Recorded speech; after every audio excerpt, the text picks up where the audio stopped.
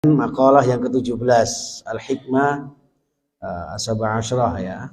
Makalah yang ke-17 Syekh Athaillah menyampaikan ma taraka minal jahli syai'an ya. Man arada an yuhdisa fil waqti ghaira ma azharahu Allah fi. Ma taraka minal jahli ora ninggalke minal jahli saking kebodohan syai'an ing suwiji-wiji. Tidak ada orang yang meninggalkan kebodohan sedikit pun ya. Man arada ayyuhtisa, yaitu orang yang menghendaki menjadikan fil waktu dalam suatu waktu ghairu ma azharahu Allahu fi, selain apa yang sudah ditampakkan oleh Allah. Tegese ngeten.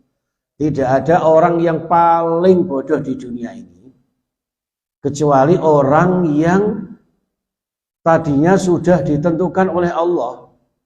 Nggih. Kula jenengan dados napa mawon? Kula jenengan sebagai apa saja profesi kita. Selama profesi itu sudah ditampakkan oleh Allah. Pekerjaan kula jenengan, amal-amal kula jenengan yang sudah berdasarkan dengan qadarullah ya, lalu kemudian berpindah, berganti dengan hawa nafsu kita. Itu adalah orang yang paling bodoh. Maka di sini syarahnya begini: idza aqamallahu 'abdan, ketika Allah itu sudah menghendaki menegakkan seseorang. Ngapunten misalnya Pak Hatta sudah ditetapkan Allah sebagai takmir at-taqwa. Lah kok ujuk-ujuk niku bihalin minal ahwal, dalam suatu pertingkah tertentu, perilaku tertentu ya. Kemudian beliau ini pindah, aku timbangi dadi takmir at-taqwa oleh piro, wis tak ngelola diskotik ae. Nah niki dalam bahasanya Syekh Athaillah ini termasuk orang yang paling bodoh ya. Jadi dan ini yang susah dibedakan Bapak Ibu ya. Yang urusan akhirat dengan dunia paling gampang. Nek podo-podo misalnya nggih, aku saiki usaha warung soto. Aku tak pindah jadi apa? Dodolan soto daging umpama nggih. Soto ayam dari soto daging. Ini pada dunianya ini yang agak susah. Tapi sebagai orang yang ma'rifatullah, sebagai orang yang tahu hakikat apa yang menjadi takdir Allah, tidak akan kesulitan. Kenapa? Karena ada satu sholat yang namanya istikharah. Ya, termasuk panjenengan mau cari menantu. Satunya Hasan, satunya Husain. Ya, podo-podo gandenge, podo-podo sugihe, ya podo-podo apike. Ora kaya Rizky Bilar. Sama yang ngikuti ya. Coba seorang Rizky Bilar yang dijadikan teladan, ya kan? Contoh keluarga baru yang harmonis. Ya, ternyata pes. Ya. Terjadi KDRT, itu baru KDRT loh Pak, belum KDRW loh. Lah ini, saya sering berkelekar sama anak saya itu, soalnya ya namanya Listi, siapa? Listi Kejora, harusnya jangan ditambahi Kejora Pak.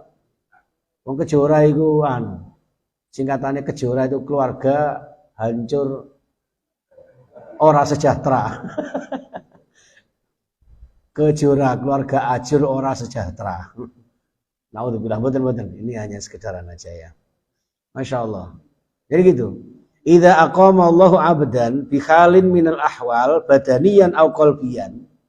Jadi orang yang sudah ditepakkan sama Allah, baik badaniyan aw qalbiyan, dalam segala hal, baik itu terkait dengan zahir maupun batinnya. Ya, fisik maupun rohaninya. Urusan duniawi maupun ukhrawinya, yadummuhu syar'u, yang hal itu sudah sesuai dengan syariat. Ini ukurannya di situ Bapak Ibu. Okay. Yang sudah syar'i, tidak melanggar syariat, sudah sesuai tuntunan Nabi, ya, itu sudah ditetapkan Allah. Maka falyaltazim bil amali. Maka sebaiknya orang seperti ini jangan berpindah lagi. Ya, falyaltazim, monggo tetepono bil amali, dengan ngamal, ya, dengan perilaku. dengan konsisten dalam perbuatan kita. Ngapunten panjenengan sebagai guru, ini secara badanian au qalbian, baik secara fisik maupun rohani, ini kan sangat baik. Dan sudah didukung oleh syar'i. Karena sebagai sebaik-baik umat. Ya, maka jangan berpindah kepada yang lain. Fal yaltazim bil amali utunono. Apa utunono itu ya? Nah, tekuni. Tekunilah. Ya, alon-alon waton kelakon, gremet-gremet waton selamat. Ada Pak Selamat di sini? Mana Bapak? Oh pulang. Oh berarti gak selamat. Oke. Masya Allah ya. Wal ihsan bil adabi bidzalika, dan juga perbaiki etikanya. Jadi ya napa carane etika dan estetika dalam kita melaksanakan satu pekerjaan, yang mana pekerjaan itu sudah sesuai dengan ketentuan syariat yang ditetapkan oleh Allah Subhanahu wa taala. Betul. Ngapunten, sekalipun perbuatan itu sesuatu yang mungkin di khalayak ramai itu tidak seberapa diperhitungkan. Tapi kalau itu sesuai dengan syariat, maka kita pertahankan, kita istiqomahkan. Kita tekuni ya dengan amal-amal yang baik dan juga istihsan ya, selalu berbuat dalam ihsan, terutama dalam konteks adab-adab kita. Wala yantaqilu li ghairihi, dan jangan berpindah kepada lainnya.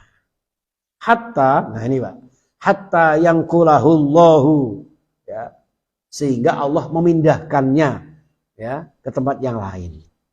Nanti kalau waktunya Allah memindahkan, ya sudah kita ikuti takdir Allah itu. Ngaten.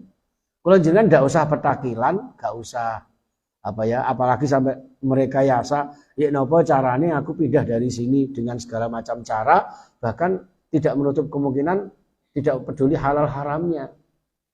Ini seperti itu Bapak Ibu. Jadi hatta yang kulahullah ya, sehingga nanti akan dipindahkan oleh Allah Subhanahu wa taala. Nah, sing repot itu cara mengetahui ini kan Pak ya. Bagaimana kita tahu bahwa Allah akan memindahkan dari satu profesi ke profesi lain? Bagaimana kita tahu Allah akan mengganti satu aktivitas kula jenengan dari A ke B, ya kan? Dari kantor satu ke kantor yang lain. Nah, ini bicaranya dengan nurani, Pak. Ya. Nurani yang tidak bisa dibohongi, tapi dibingkai dengan ma'rifatullah, dengan iman kepada Allah. Ngaten. Harus ada satu keyakinan bahwa di tempat ini saya kurang representatif. Ngapunten, saya hari Jumat kemarin khutbah di Medaeng, Pak. Saya juga baru tahu dalamnya Medaeng itu seperti itu. Ngeri-ngeri sedap. Ya, banyak terjadi yang kemudian curhat itu, Masya Allah. Ada orang yang seandainya tidak demi syariat, dia bisa itu mampu bayar itu untuk bisa keluar dari situ. Karena memang kasusnya direkayasa. Dan memang hukum dunia kan seperti itu, Pak. Ya. Itu suruh bayar berapa miliar? 6 miliar. Ya. Kalau punya 6 miliar silahkan keluar dari sini. Karena sebetulnya kasusmu itu bisa diubah seperti dan sebagainya lah bahasa mereka. Ya. Nah ini kalau orang punya uang kemudian nggak punya iman, ya kan? Apa enggak demi ini kan menyangkut nama dunia. Makanya kan badanian au qalbian, baik secara fisik maupun rohani. Betul, Pak. Nah, memang hukum dunia, Pak. Wa qala Roma Irama itu kan, yang benar di penjara, yang salah tertawa. Oh. Bukan lali aku tulisannya. Itu Pak hukum dunia. Ya, tapi ingat nanti hukum Allah yang Maha Adil. Makanya jangan tidak usah khawatir. Mau ada kasus Sambo kek, mau ada KM50, Allah nanti yang akan mengadili. Jangan tidak usah melok-melok Putri Chandrawati harusnya pakai rompi oranye, terserah mereka. Ya. Yang bawa bayi di penjara banyak sekali, dia harus begini dan begitu. Memang hukum itu bisa diotak-atik, Pak. Makanya sampai Rasulullah dawuh, 2 dari 3 seorang yang ahli hukum itu, ya kan, akan masuk neraka. Hanya 1 yang kemungkinan masuk surga. Saking rumitnya menegakkan keadilan, sulitnya menegakkan supremasi hukum. Ya, jadi baru sekarang ini mereka tahu, oh masya Allah, ya. Allah akan membuka semuanya. Seperti itu, Bapak. Ya, maka di sini wala yantaqilu li ghairi hatta yanqulahu Allah. Nah, sebaliknya fa inin taqala ma huwa fi, ya, maka kalau orang itu berani berpindah ma huwa fi dari apa yang sudah ditetapkan Allah tersebut, berarti orang itu faqad jahula rabbahu. Berarti orang itu sangat bodoh. Bodoh terhadap siapa? Terhadap Tuhannya. Ya. Bodoh terhadap ma'rifatullah. Sudah ditentukan oleh Allah, sudah sesuai dengan syariah, ya kan? Ternyata berpindah dengan yang lain yang belum tentu syariah atau tidaknya. Berarti orang ini bodoh terhadap Allah Subhanahu wa taala. Wal jahlu billahi taala ajhalu minal jahlil murakkab. Ini, Pak. Ya. Dan tidak ada kebodohan yang paling bodoh di dunia ini, ya, kecuali bodoh terhadap Allah Subhanahu wa taala yang disebut dengan minal jahlil murakkab. Jahil murakkab itu bodoh yang murakkab itu kayak kuadrat apa ya? Bertingkat-tingkat kebodohannya. Ya, berlipat-lipat kebodohannya. Sak bodoh-bodoh wong kang bodoh, bodoh yang berlipat-lipat. Dalam kaidah ini, dalam syarahnya disebutkan ada jahilun basit, ya, ada bodoh yang biasa-biasa, ya, yaitu man yadri annahu la yadri, orang yang tahu bahwa dirinya tidak tahu. Itu orang yang bodoh biasa. Tapi orang yang bodoh murakkab itu adalah malla yadri annahu la yadri. Orang yang tidak tahu bahwa dirinya tidak tahu. Atau orang yang tidak tahu tapi tidak mau tahu. Nah, punten, kula jenengan sudah tahu bahwa tidak bisa ngaji, tapi mboten purun ngaji. Ya. Maka Imam Al-Ghazali dalam kitab Ihya Ulumuddin, ya, Ar-Rijalu Arba'ah. Ya, tipe seseorang itu ada empat macam. Yang pertama, ya, annahu yadri bi annahu yadri.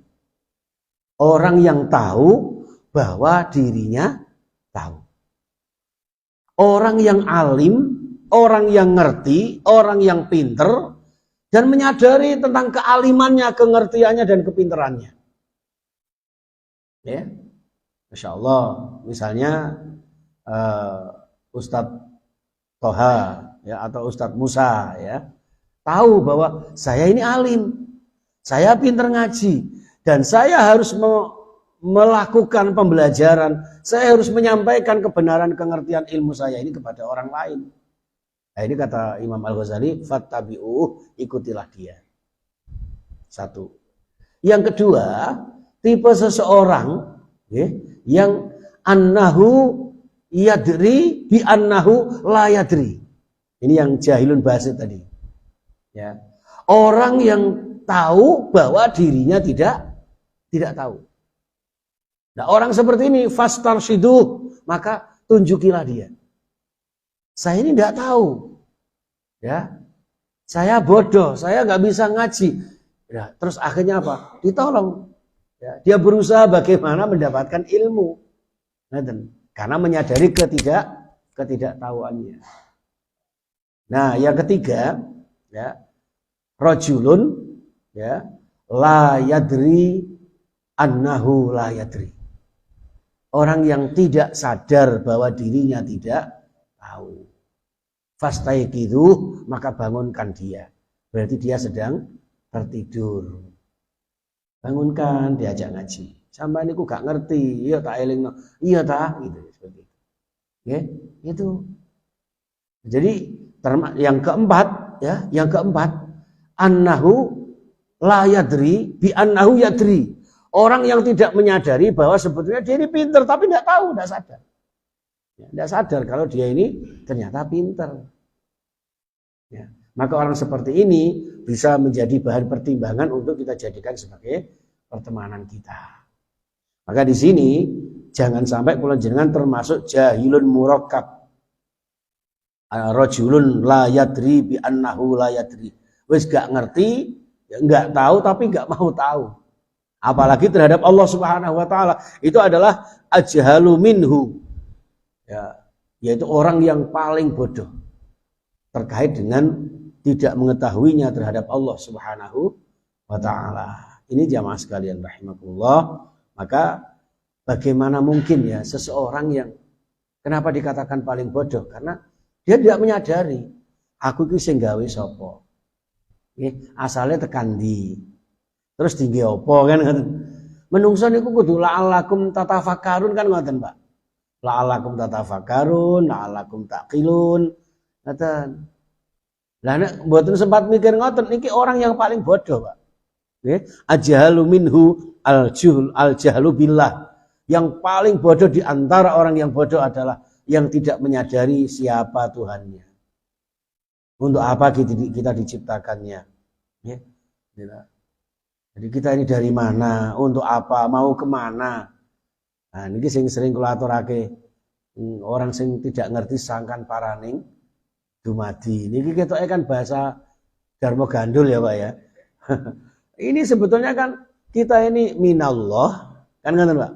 Minallah lillah ilallah. Wis kuncine niku. Kula jenengan ini berasal dari minallah, dari Allah. Kita dihidupkan adalah lillah. Harusnya kula jenengan lillah. Wa ma khalaqtul jinna wal insa illa liya'budun. Jadi maksudnya lillah itu kula jenengan diciptakan Allah tidak ada lain kecuali untuk beribadah. Segala amal-amal kula jenengan. Makanya jangan sampai kula jenengan fa inin taqala ma huwa fihi itu tadi. Jangan sampai kula jenengan berpindah dari apa yang sudah ditentukan Allah, di mana ketentuan itu sudah sesuai dengan syariat Allah. Kenapa? Karena memang kita diciptakan untuk beribadah. Apa yang kita lakukan, yang kita utuni, yang kita tekuni, semata-mata untuk beribadah kepada Allah. Kalau ada tendensi yang lain, pasti nanti akan membuat kita nggak istiqomah. Disitulah maka ada makalah Imam Syafi'i mengatakan, al-istiqomah afdalu min alfi karomah. Satu istiqomah itu lebih utama daripada 1000 karomah. Karena memang harus membutuhkan ketelatenan, ketabahan, kesabaran, Bapak. Jenengan ngeten iki nggih istiqomahan jenengan. Ya, walaupun saya terlambat juga tetap ditunggu. Ini istiqomah panjenengan. Ini yang lebih dari 1000 karomah. Insya Allah jenengan sing paling gede ganjarannya timbangi kula. Paling kita benjing mlebu swarga jenengan dhisik dhewe daripada kula. Amin Allahumma. Diamini ngono lho, Pak. Didongakno mlebu swarga dhisik. Cuman nggih mengke tolong nek jenengan wis mlebu swarga ya sampean celuk kula ngoten lho. Iki lak dapurane khazin kae iki. Ngaten. Terus masyaallah. Kula jenengan kedah pirsa. Lha kita diciptakan Allah kok sampai ndak tahu. Kita diberikan pekerjaan oleh Allah kok sampai tidak tahu. Ya, pekerjaan itu untuk beribadah kepada Allah Subhanahu wa taala. Termasuk kula jenengan oleh Allah dikehendaki diturunkannya seorang nabi. Laqad ja'akum rasulun min anfusikum azizun 'alaihi ma 'anittum harisun 'alaikum bil mu'minina raufur rahim. Jenengan kan sering melihat orang mengadakan peringatan Maulid Nabi. Ya, Maulidur Rasul. Undangan niki Masya Allah Pak, sebulan niki penuh Maulid Nabi. Sering saya sampaikan, inti sari substansi daripada Maulid Nabi itu endingnya harus benar-benar kula jenengan menginginkan dirinya menjadi umatnya Nabi. Niku kuncinya. Ya apa caranya menjadi umatnya Nabi? Ya kita harus tahu betul siapa Nabi kita. Ya, lalu bagaimana konsekuensinya kula jenengan menjadi umatnya? Ya, makanya kan ada doa Allahumma ja'alna min khiyari ummati, ya kan? Ya Allah jadikan kami pilihan-pilihannya umatnya Nabi Muhammad. Hadisnya kan malah jelas itu, Pak. Man ahabbani kana ma'i fil jannah. Orang yang demen Kanjeng Nabi mlebu swarga kali Kanjeng Nabi. Allahumma. Tapi jangan hanya demen saja. Konsekuensinya demen cinta kepada Nabi ini yang berat, Pak. Dan hati-hati kalau kula jenengan endingnya, substansinya, tujuan utamanya tidak karena ingin menjadi umatnya Nabi, maka maulid Nabi itu menjadi satu bid'ah. Satu bid'ah yang menyesatkan kita, satu bid'ah yang membuat kita sia-sia dalam amal-amal kita. Kenapa? Karena nggak pernah dilakukan Rasulullah. Nah, supaya bid'ah ini menjadi bid'ah hasanah, agar maulid Nabi ini menjadi satu kemaslahatan dalam hidup kita jamaah, maka jadikan maulid Nabi ini sebagai charger, ya kan? Ngecas bagaimana kula jenengan benar-benar ingin menjadi umatnya Nabi Muhammad. Jangan sampai justru nanti terjerumus kepada pengkultusan, Pak. Mengkultuskan Nabi Muhammad. Makanya di akhir surah Kahfi sampai disampaikan, Qul innama ana basyarum mislukum. Katakan Muhammad, saya ini loh manusia biasa seperti kalian. Saking tawaduknya Rasulullah sampai pernah bersabda, La tusayyiduni, tolonglah kamu jangan mensayyidkan saya. Ngaten, Pak. Sehingga dari kalimat inilah saudara-saudara kita ada yang tidak mau mengucapkan Muhammad itu dengan sayyidina. Allahumma sholli ala Muhammad wa ala ali Muhammad. Gak pakai sayyidina. Kenapa? Rasulullah sendiri mengatakan la tusayyiduni. Tapi kalau toh kula jenengan mengucapkan sayyidina li ta'zim wa takrim untuk mengagungkan memuliakan beliau sebatas untuk kita bersyukur kepada Allah atas diutusnya Rasulullah sehingga kita tahu tentang syariat Allah, maka itu pun tidak apa-apa. Yang tidak boleh itu kalau kemudian tasyabuh menyerupai umat yang lain, mensejajarkan antara seorang nabi dengan konsep ketuhanan. Contoh Nabi Isa. Ngapunten, maulid Nabi itu mirip dengan hari Natal. Nek kula jenengan hanya puji-pujian jere, tapi tidak tahu bagaimana agar melalui maulid Nabi ini anak-anak kita tahu tentang sejarah Kanjeng Nabi. Bagaimana cara mengitba Rasulullah. Kan jelas itu Pak, Ali Imran 31. Ya kan? Qul in kuntum tuhibbunallah fattabi'uni. Itibanya itu Pak intinya sebetulnya. Bukan sholawat. Saya itu kadang-kadang, loh aku wis teko ngenteni sampai geringgingen. Sholawat gak mari-mari. Ceramah kapan? Lah apa enggak boleh? Dia boleh sholawat ya. Itu perintah kok. Ya. Di dalam Al-Ahzab 56 atau berapa itu. Innallaha wa malaikatahu yusholluna 'alan nabi. Allah malaikat saja bersolawat. Kula jenengan dikatakan ya ayyuhalladzina amanu shollu alaihi wa sallimu taslima. Tapi jangan berhenti di situ. Ngerti lho maksudnya. Ya, konsep mahabbah. Jangan sampai kula jenengan menjadi umat yang bodoh. Bodoh terhadap Allah, bodoh terhadap Rasulullah. Akhirnya apa? Cara bahasa Inggris, norok buntek. Lah, Inggris Timur. Itu Pak yang berbahaya. Liyane maulidan, melok-melok maulidan. Gitu, waduh, ambek dalil-dalil sing apa? Hadis-hadis mau untuk dipakai semuanya. Ini kan penyesatan, Pak. Itu kan namanya hoak. ya. Makanya kalau jenengan ibu-ibu kalau ngadakan maulid Nabi, tidak apa-apa undang saya. Aku malah seneng. Aku laki-laki panggilan kok. Tapi ya tolonglah, setelah maulid Nabi itu ada perubahan.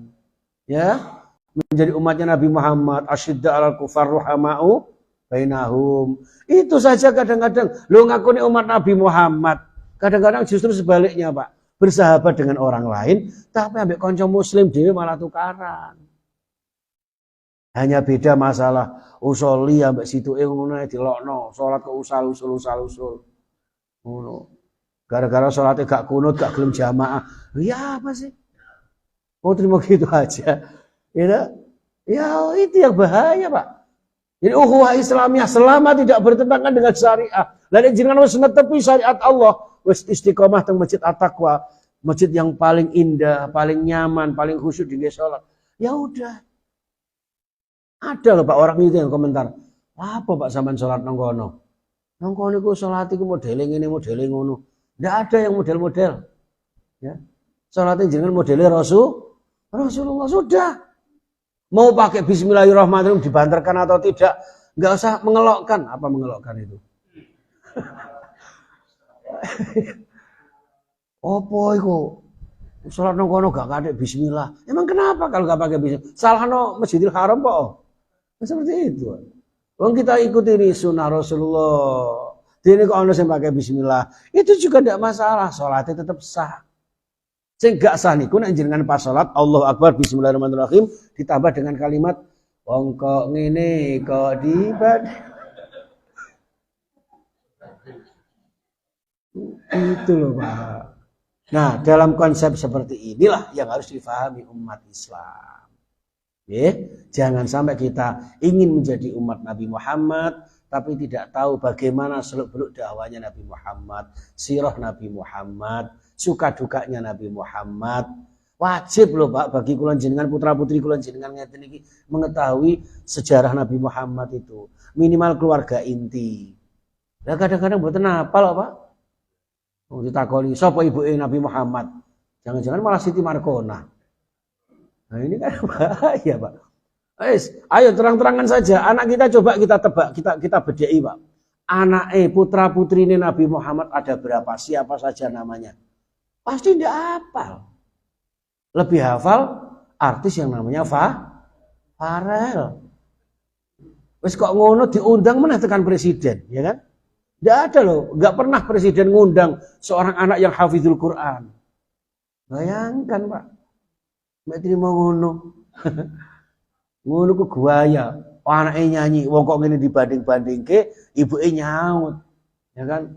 Dengarkanlah di sepanjang malam aku berdoa, praketek dari malaikat. Naudzubillah. Ini jamaah sekalian rahimakumullah, maka jadilah orang yang pinter, alimun billah, alimun bi Rasulillah. Momen Maulid Nabi yang kita peringati sebagai tanggal merah, jangan hanya berhenti sebagai hari libur saja. Jadikan tempat perenungan kita. Sudahkah kita menjadi umatnya Nabi Muhammad? Terlalu bergaya kula jenengan memakai dalil, aku cinta Kanjeng Nabi, besok mlebu swarga kali Kanjeng Nabi. Wong istiqomah enggak. Kanjeng Nabi ahli tahajud. Tahajudnya sampai bengkak kakinya. Beda sami kali kula jenengan. Sing bengkak napane? Mripate wong turu terus. Kanjeng Nabi mboten. Sampai Siti Aisyah niku protes. Lah ya jenengan itu loh. Wong dijamin surga, ndak punya dosa. Ya kan? Kok salat sampai segitunya Kanjeng Nabi? Dijawab ya kan? Afala akuna abdan syakura. Apa gak oleh aku menjadi hamba yang bersyukur. Lho terima syukur nih gue bolak salate kados ngoten. Lah kula jenengan potongane kula jenengan kan wajah-wajah yang penuh masalah loh. Lho terus terang mawon. Lho ngono kadang-kadang salate sik ditawar-tawar kok. Itu orang yang paling bodoh kepada Allah. Nek kula jenengan pinter, sangkan paraning dumadi kula jenengan saking Gusti Allah, minallah hidupnya lillah akan kembali ilallah, kembali kepada Allah. Tentu apa yang diperintahkan kula jenengan derek mawon. Kula jenengan sering tawar menawar, Pak. Gitu? Dikongkon sedekah kadang-kadang jekmoh, dikongkon salat kadang ora mangkat. Ya kan? Kongkon poso cek sering rasa-rasa. Ya, ambek tangga ngrasani bendina. Ya. Kadang-kadang ambek kanca malah tukar-tukaran, kerawuk-kerawukan, plerok-plerokan. Ayo. Lho pada supporter nih Pak mulai 96 gegeran terus. Arema sama bonek. Delalah kali Gusti Allah. Rabbana ma khalaqta hadza batila. Tidak ada yang sia-sia, Pak. Musibah yang begitu besar, 125 lebih korban jiwa di Kanjuruhan. Ternyata menyatukan antara bonek dengan Aremania. Itu makanya kalau ada masalah itu jangan dilihat masalahnya, pasti di balik masalah itu akan ada satu keindahan pada waktunya. Ngono ojo gampang frustasi. Ngapunten umpama kula jenengan bojone jane ya rada ayu tapi kok cerewet, wis disabari mawon. Ojo didelok cerewete, anggap saja jenengan gak usah ngingu burung. Wis negel mendina wis ngono ae. Lah ya apa takdire Gusti Allah. Kula jenengan netepi keluarga ingkang sakinah. Gitu. Lah wis ketok nek ancene wong wedok niku penggane ya cerewet. Kayak model Lesti jenenge penyanyi. Ya nyanyi ke sana kemari. Jangan kemudian hanya ada apa itu peragawati yang lebih cantik, pengusaha muda yang lebih cantik, terus tergiur ya jangan. Kasihan wis anak siji. Ngono lho. Loh, niku contoh, Pak. Sekali lagi maka contohlah Kanjeng Nabi. Begitu sabarnya, khairukum li ahlikum wa ana khairukum li ahli. Itu dalam konteks kula jenengan menerima syariat Allah. Tetep ono fal yaltazim bil amali itu seperti itu. Allah sudah memilihkan jodoh kangge kula jenengan. Keumpama kadang-kadang ana eleke, oh jenenge menungso ora ana sempurnane. Aja malah terus dielek-elek, blok tomblok. Biyen zaman nom-nomane pangganane sayang-sayang ngono. Gitu. Senyum sayang ben iso ayem atiku. Lagu ini ngerti enggak? Gitu lah. Begitu wis tuwa anake wis 5, putune 15 ya Allah. Ya, gembrot lu jajal. Naudzubillah min. Biyen zaman kesandung dilus-lus iki lho ya Allah, waktu kurang ajar Dik. Saiki bojone kesandung, oh matane jelalatan. Jangan, ngerti Pak. Itulah kalau ini kalau dipahami Pak bisa merembet kemana-mana. Makanya disebut badanian au qalbian, termasuk hati dan perasaan kula panjenengan. Makanya orang yang tahu tentang Allah itu hendaknya menyadari Pak, menyadari betul. Kalau jenengan nggih belajar ngeten iki. Orang yang tahu siapa Allah akan tahu siapa hambanya Allah. Nek wis ngerti ngaji niki memang apik. Tapi nek kesuwen kan yo gringgingen sikile panas bokonge wetenge luwe. Lha niku kudu menyadari, Pak.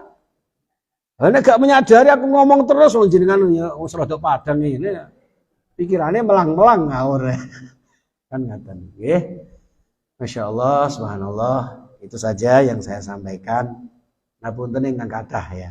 Sambil nyantai mawon karena hikam itu Bapak, ilmu sebetulnya kitab yang bahas jeroan memang. Dadi kadang Pak Sentil ngoten nggih Pak celekit nyinggung perasaan, Pak. Kalau dhewe niku lho, ngomong dhewe niku kadang tersinggung. Kan di YouTube ya tak setel lagi. Astagfirullah. Lah iku kan menyerang diri saya sendiri. Tapi itulah obat.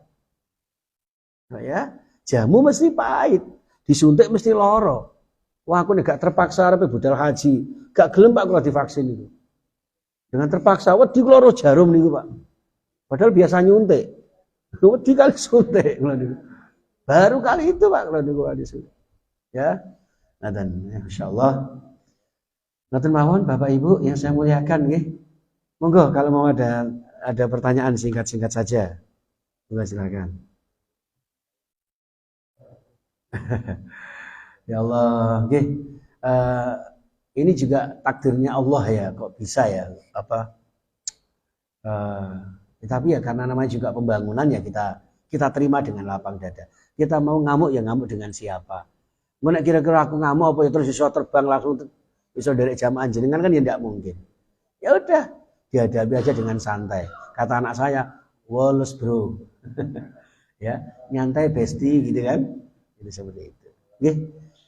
Nah dan Bapak Ibu yang saya muliakan, mudah-mudahan apa yang kita kaji kali ini benar-benar dibarengi dengan hidayah Allah Subhanahu wa taala. Benar-benar menjadi sarana kita untuk semakin dekat dengan Allah. Karena memang perjalanan hidup kita mau kemana lagi kalau bukan kepada Allah. Sehingga konsep hidup kita harus inna lillahi wa inna ilaihi rajiun. Itu tiap hari kita bayangkan dalam hati kita. Kapanpun, dimanapun. Tidak usah peduli umur kula jenengan berapa. Ya, karena ajal itu tidak mengenal usia. Juga bukan karena sebab apapun, karena banyak penyebabnya. Siapa sangka, ya, ribuan penonton kok bisa ada pintu yang tidak dibuka. Ya kan? Itu kan satu sebab itu. Tapi juga jangan menyalahkan makhluk Allah karena semua sudah sesuai dengan takdir Allah, apalagi dikaitkan dengan angka 13. Angka sial. Ini hilang imanin jenengan. Jelalah kok ya pintu 13 yang terkunci misalnya ya kan. Itu seperti itu Pak. Itulah takdir Allah Subhanahu wa taala. Ya, ada permulaan, ada akhiran. Ngaji ngeten ada mulai, ada selesai. Mudah-mudahan barokah fid dini wad dunya wal akhirah. Dengan apa yang kita harapkan, mudah-mudahan dimudahkan Allah, dilancarkan Allah, dan semakin dekat dengan Allah Subhanahu wa taala bahagia dunia dan akhirat kita.